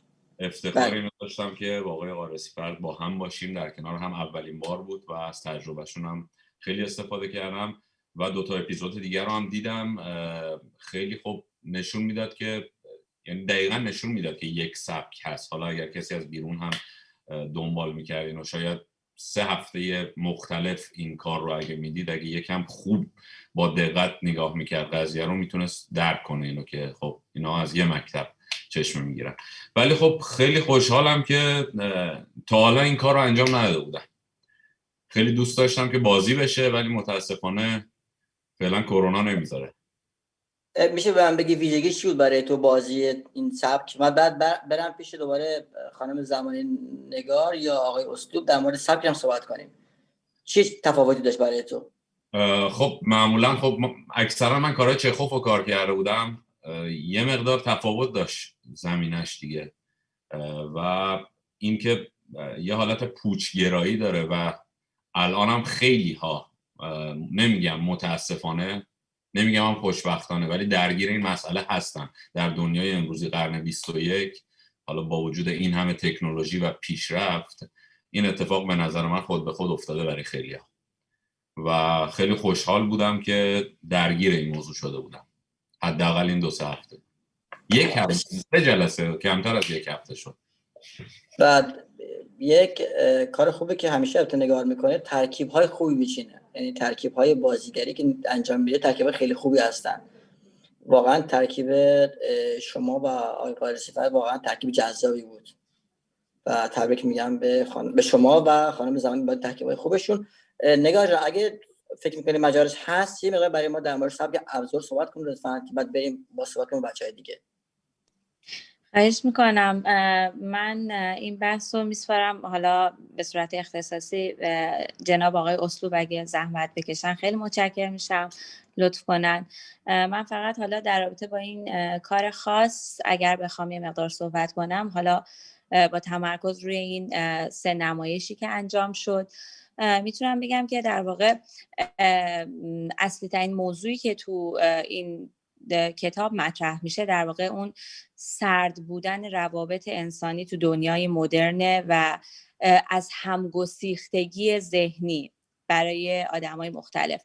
اما اون چیزی که این نویسنده رو خاص میکنه و اون نوآوری که تو این سبک داشته اونه که در آخر یه روزنه امید و باقی میگذاره. حالا این هنوز برای ما مشخص نیست که آیا این امیده هم همونقدر پوچه یا نه، اما میشه یه برداشت یکم روشنگرایانه ترم به این موضوع داشت و در واقع اون اعتقادی که حالا به همون معجزه مدرن داره.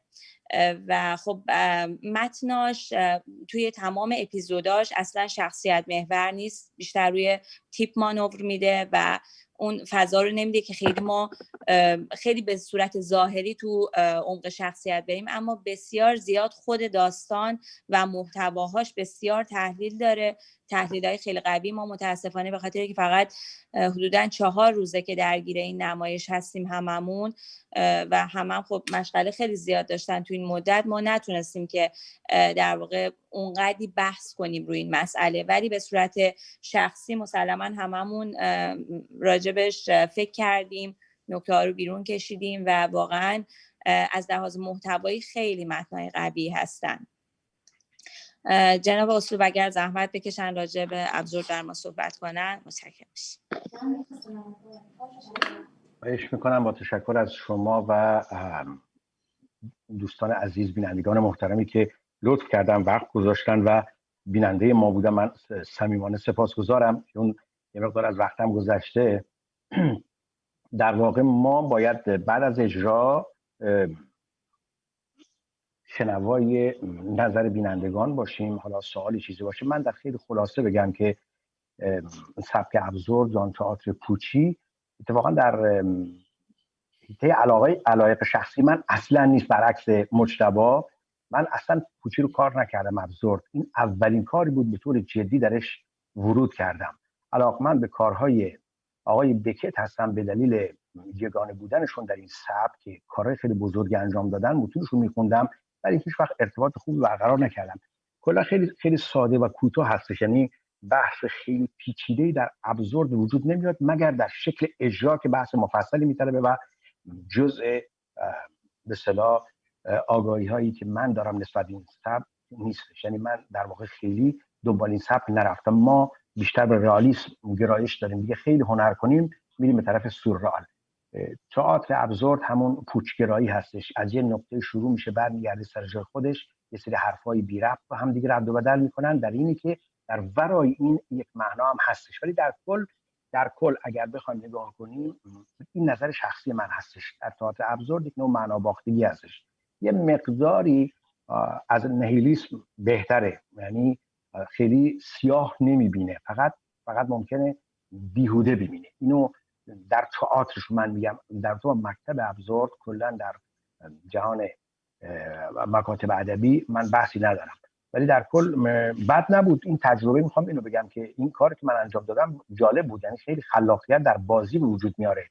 ما فرصتی برای تمرین نداشتیم، 2 تا نیم ساعت کار کردیم با خانم زمانی که اونم من یه سری شرایط خاص داشتم، یک گرفتاریه برام پیش اومد، یه دونش تو ماشین تمرین کردم، یه دونش هم رفتم بالکن با صدای به اصطلاح پیرامون بود. کلا با 2 تا تمرین نیم ساعته علاقه‌مند شدم از این نظر که اگه ما بخوام اینو کار کنیم در کارگردانی و بازی جای خلاقیت داره، ولی کلش نظر شخصی اگه مثلا یه جایی یه کار رئال باشه یه کار ابزورد باشه من رئال رو ترجیح میدم. این علاقه شخصی هستش ولی مقایسه نمی‌کنم کدوم بهتر هستش. در هر حال فرصت خیلی کم هستش. دوستانی هم که حضور دارم مثل آقای ابراهیم پور و بقیه دوستانم من دوست دارم صحبت کنن، چون ما هر هفته تریبون دست ما هستش و زیاد حرف میزنیم میترسم دیگه دوستان از دست ما خسته بشن. سپاسگزارم آقای تیسپا و من منتظر نظرات دوستان. انتقادات رو من بیشتر میپسندم. لطف کردید. البته آقای اسلوب، آقای علی زمانی صحبت کردن که اگه بخوان اگه میشه راجع ابزار صحبت کنن. چشم علی جان حتما. خانم سیمین یه سوال داشت. سوال دارید خانم سیمین شما؟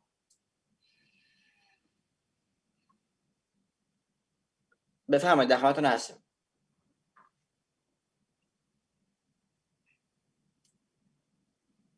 اگر میکروفونتون رو باز کنید. آها صحبت دارید.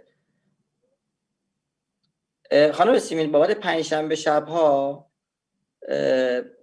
خب ما مدت هاست که چهارشنبه اجرا میکنیم و پنجشنبه شب‌ها بیشتر شب‌های خانواده است، یعنی اکثرا دوستان نیستن و نمیرسن بیان و ما چهارشنبه شب‌ها رو در نظر گرفته بودیم، ولی چشم به این قضیه حتما فکر میکنیم. ممنونم از شما. ما هم دوستان شما تشریف داشته باشین، در خدمتتون باشیم. پس علی جان اگر صحبتی هست بفرمایید، در خدمت شما هستم. با تشکر از خانم سیمین عزیز. عذرخواهی میکنم که من یعنی پریدم توی لطف میکنید.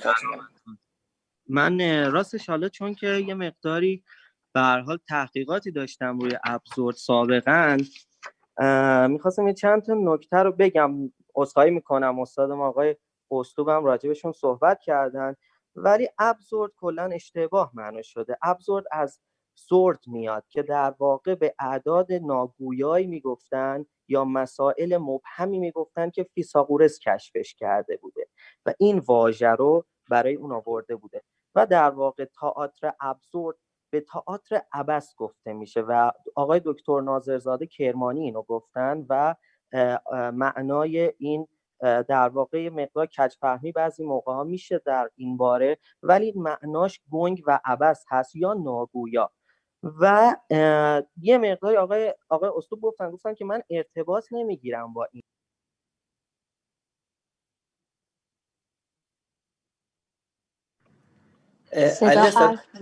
آره چه شنیدید؟ عذرخواهی میکنم دستم رفته رو میوت. خواهش میکنم. تا اینجا که آقای اسلوب فرمودن که تئاتر اینو می‌خواستین شروع کنید شما. جانم تا کجا؟ اسلوب با نمایش ارتباطی برقرار نکردن آقا اسلوب با نمایش. این ارتباطی که برقرار نمیکنن کاملا درست میگن، چون که تئاتر ابزورد و حتی مکتب ابزورد، اول که بگم مثلا به عنوان یک مکتب هنوز کاملا شناخته نشده، چون چارچوب ها و مانیفست مشخصی ابزورد نداره و نمیتونه به عنوان یک مکتب شناخته بشه. برای همین هست که خیلی موقع ها برای شناسایی ابزورد مردم گیج میشن. خیلی متنا بوده که سورئال بوده بهش بهای ابزورد دادن و این گیجی به وجود میاد، چون واقعیت اینه که هنوز به عنوان یک مکتب خاص شناسایی نشده. و این که آقای اسلوب میگن ارتباط برقرار نمی‌کنم کاملا درسته. ابزورد از پس جنگ‌های جهانی اومده، 2 تا جنگ جهانی. آقای کیرکگور دانمارکی هستن، فیلسوف هستن، پوچی رو معرفی میکنن و بعدا نیچه میاد این پوچی رو بهش در واقع بال و پر میده و بعد باعث میشه که یه مکتبی به نظر میاد که به وجود اومده به نام ابزورد و ارتباط گرفتن با این ابزورد بسیار سخته. چرا که چون ما جنگ جهانی رو تجربه نکردیم. مردمی که داخل اروپا بودن و دیدن که توی اوج آرزو، توی اوج موفقیت، تمام موفقیت‌هاشون، تمام آرزوهاشون، تمام دید بلند مدتشون به آینده از بین رفت و بعد دوباره زندگی براشون به وجود اومد، کاملا پوچگرا شدن. از این بابت نه فقط پوچگرایی یا در واقع پوچگرایی که معنای این بده که حالا دین وجود نداره یا هدفی وجود نداره، معنای اینه که ریز میبینن آینده رو، سبک زندگی آمریکایی‌ها به همین جهت خیلی تغییر کرد داخل آینده. میگن که آمریکایی‌ها اصلا پول سیو نمی‌کنن، میگن که دیگرشون خیلی کوتاه مدت‌تر هست. این باعث شد که واقعاً روی روان خارجی‌ها تاثیر بذاره، ولی ما ایرانی‌ها کاملا متن ابزورد رو درک نمی‌کنیم. حتی نویسنده‌ای نداریم بتونه بگه من ابزورد می‌نویسم و حتی ابزورد به عنوان مکتب نیست. یعنی یک شاخه‌ایه که هنوز دقیقاً شناسایی نشده به عنوان مکتب. بعد حضور فیزیکی دارن شخصیت‌ها، متوجه هستین؟ ولی حضورشون فیزیکی هست، ولی از لحاظ معنایی با همین ارتباط رو نمیتونن بگیرن. ولی متن به شدت معنا داره. متاسفانه شاید ما به دلیل اینکه در مورد متون خارجی ابزورد مطالعه نداریم نمیتونیم معناش رو بفهمیم، اگر نه خیلی معناهای عمیق و با پشتوانه‌های خیلی زیاد فلسفی وجود داره و کاملا هم به سمت فلسفه میره. در خدمتتون هستم، امیدوارم که کمکی کرده باشه. علی جان خیلی خوب بود، من که خیلی یاد گرفتم، دست در نکنه. ممنون از شما. دوست داریم، عذرخواهی میکنم ازتون که ممنون از شما. متاسفانه زمانمون خیلی محدود هست و آقای استاد درست فهمیدن، زمانمون ساعت 11:46 دقیقه به وقت اماراته و ما یک مقداری از وقتمون خیلی عدول کردیم، با اینکه کار بسیار خوب بود و واقعا جا داره که باز در مورد صحبت کنیم. دوستان اگه صحبتی دارن سوال دارن بفرمایید، در خدمتتون هستیم. دوستان سوال دارین در مورد کار؟ من اگه پس اجازه بدین به عنوان حسن ختام از آقای پاکستان دعوت کنم تشریف بیارن، هم به عنوان یک تماشاگر و هم به عنوان یک منتقد در مورد کار صحبت کنن. و من یه صحبتی دارم آقای. خواهش میکنم آقای ابراهیم، در خدمت شما هستیم.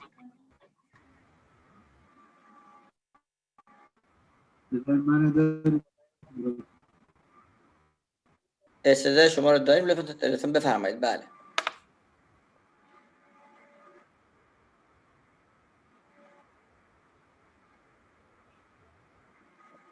فکر کنم مشکل هفته قبل آقای بود. مشکل هفته قبل پاورجاست.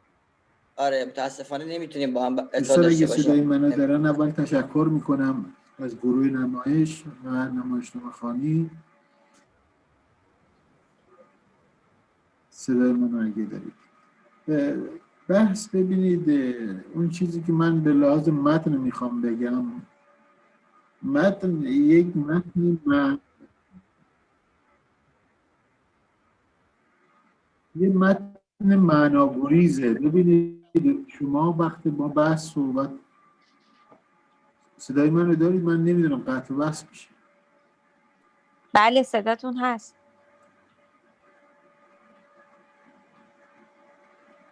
مشکله؟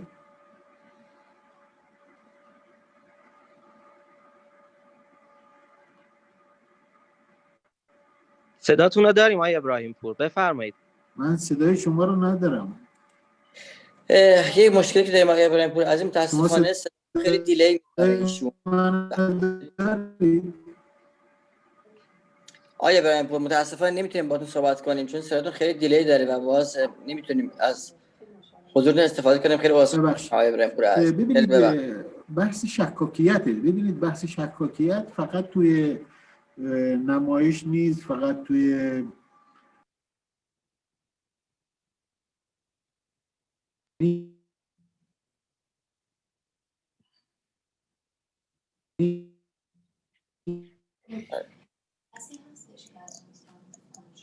آقای ابراهیم پور عزیز نوشتم براشون، متاسفانه صداشون با تأخیر برام میاد. آقای ابراهیم پور من فکر میکنم که متاسفانه باید از حضور شما باید با آقای ابراهیم پور تماس بگیریم. حالا من در شخصی در واتساپ بهشون صحبت میکنم که چون ما هفته آینده هم با ایشون خیلی کار داریم، مشکل میکروفونشون رو حل کنن ان شاء الله، بتونیم ازشون استفاده کنیم. بله متاسفیم، هفته گذشته هم صحبت خیلی خوبی داشتن که ما نتونستیم بهره بگیریم. درست می‌فرمایید. خب من فکر کنم بس برای حسن ختام با آقای پاکزاد صحبت کنیم و اگر بعدش خانم زمانی صحبت داشتن تمام کنیم جلسه‌مون رو. آقای پاکزاد عزیز در خدمت شما هستیم. من یه بار دیگه به همه سلام میکنم و بگم چقدر لذت بردم از این کار و توضیحات آقای علی زمانی خیلی خوب بود، به روی ابزار صحبت کردن و من معتقد بودم در عین اینکه حتی اون رو ابس و یک نوع نافهمی متن بخوایم اسم بذاریم، درون مایه یعنی بنمایه کار با اینکه آدم ها حرفاشون با هم متفاوت هست، از جهانی صحبت میکنه که درک متقابلی از یک داستان ندارن. من اولین بار بود این کار رو میدیدم، میشنیدم و راجع به این دوستان این نمایشخوانی رو دیدم. من میخوام تشکر کنم از همه و یک مورد بود در مورد آقای اسلوب، با اینکه بقولن این پوچیگرایی رو کار نکردن و علاقمندی هم بی‌علاقه بودن به این داستان، اما میخوام بگم که خیلی بازی روانی داشتید و من معتقد هستم که شما سوای هر متنی کارتون خیلی عالی بود. همه بچه ها کارشون خیلی خوب بود، از همه من تشکر میکنم، خصوصا از منصور خان که خیلی خوب بود کارشون با آقا مجتبی. من تون با اینکه دو موضوع مختلف رو با هم گفتگو میکردن اما باعث نمیشدن که شما از متن واقعی کار دور بیفتید. به هر حال این خیلی تلاش خیلی خوبی بود. به نگار خانم زمانی هم سلام میکنم و انشالله که بازم کار خوب و بهتری ببینیم و همونطور که وعده دادن این رو به صورت نمایش روی سن ببینیم. من متشکرم، وقت زیادی هم نمیگیرم، انشالله که موفق باشین و خیلی ممنون که بازم من اینجا بودم و لذت بردم از این کار و یاد گرفتم. لطف کردین آقای پایزاد عزیز، حضور شما و دیگر دوستان بر ما افتخاره واقعا. آقای احمدی هم یه مطلب توی تکست نوشتن.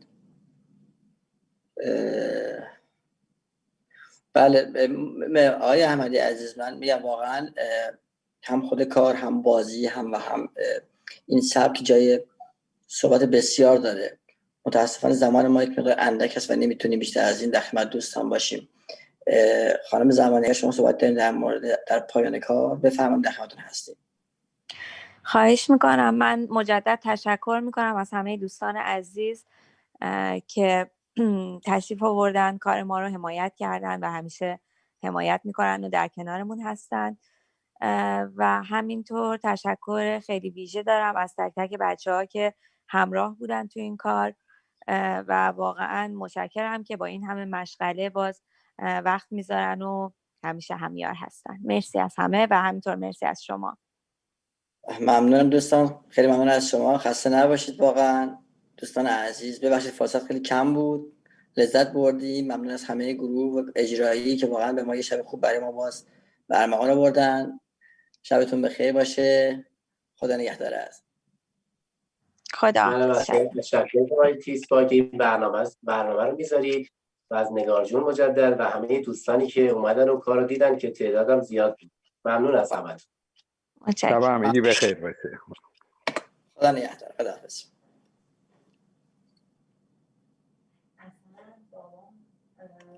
اینترنتش هم خود زده.